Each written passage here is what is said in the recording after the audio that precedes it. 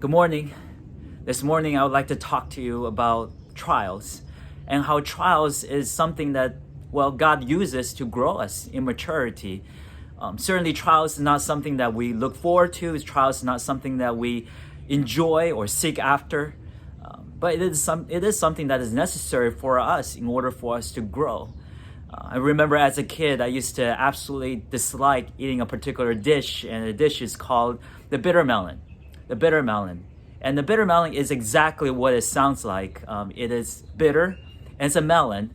Not sure if you had any of that before, but I absolutely did not like it. And my parents used to make me eat it because, it's good for you. Has a lot of vitamins, it's good for your bones, and so I would find myself eating it, but absolutely not wanting to eat it.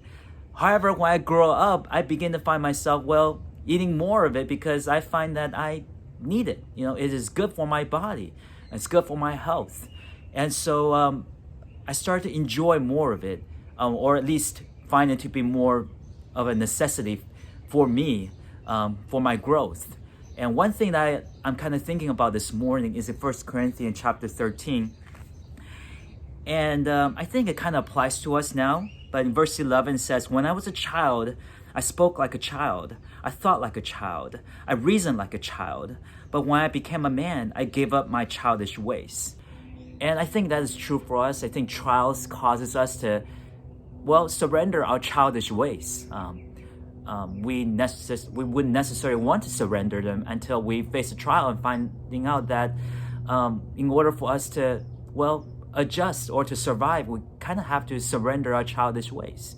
I think about the ways which I'm growing now, and one of the amazing ways I'm growing is being a better husband, seeing my wife ministering to my kids, and being a better father because I'm at home now and taking walks with them, being with them, seeing my wife pouring her heart out to minister to my children and crying tears, seeing that when they disobey, and